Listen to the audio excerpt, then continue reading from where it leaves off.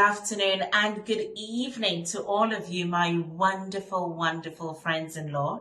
And I say this because I know that I have friends-in-law from all over the world. Poland, my country, South Africa, Zimbabwe, everywhere. And thank you so much for supporting this channel. Thank you for always dedicating a little bit of your time out of your busy schedules to actually watch my videos. I truly appreciate you, my friends-in-law. All right, so today we're going to speak about the requirements. Remember, I promised you that we will talk about the requirements for a postnuptial agreement to take place.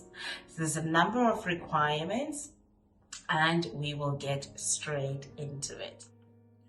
Right, so the first requirement, ladies and gentlemen, is that the contract, the postnuptial contract, must be reduced into writing. Okay, so in other words, it must be in written form. It cannot be a verbal agreement, ladies and gentlemen.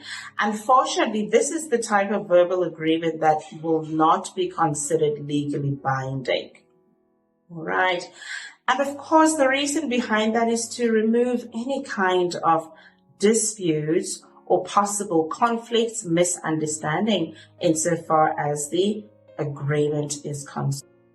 Second reason, my friends-in-law, both parties must enter into this contract without any undue influence.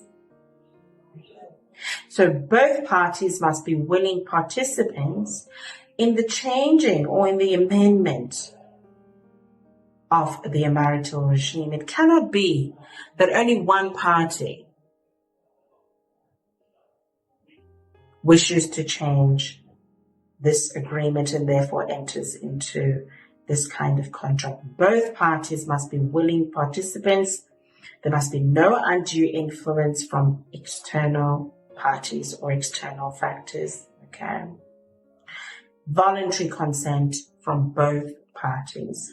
Third reason, ladies and gentlemen, there must be a good reason, very good motivation as to why you wish to enter into a postnuptial agreement. There must be compelling reasons for the proposed change, because the court needs to be satisfied that there is indeed, or there are indeed, valid or compelling reasons for wanting to make this particular change, because it's a big change. It's a big change. Very important for you to outline these reasons in your application. Of course, this is an application. You have to lodge an application. All right. Third reason, third parties cannot be prejudiced as a result of this change. Very important that the court once again must be convinced that the changes that both parties are about to make insofar as their marital regime is concerned once again will not prejudice any other person.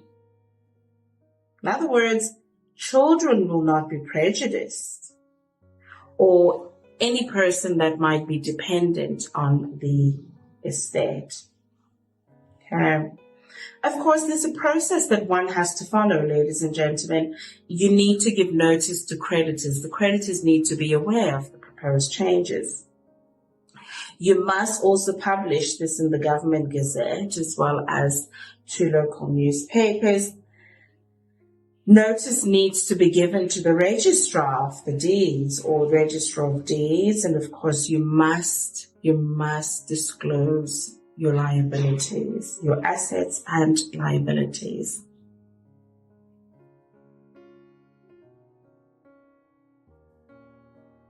So you see, ladies and gentlemen, it is possible to change your marital regime, like I said in the previous video, but it's equally important to understand that there are certain requirements that you must satisfy, and it is a process. All right, it's an application that you lodge with the High Court.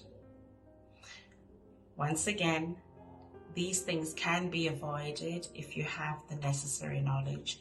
If you consult a legal practitioner, and they will take you through the different matrimonial regimes. You don't have to end up here unnecessarily, at least. All right. Thank you so much, my friends-in-law. I truly appreciate you visiting my channel once again. I hope to see you again very soon. Once again, it is your trusted legal counsel. Bye-bye.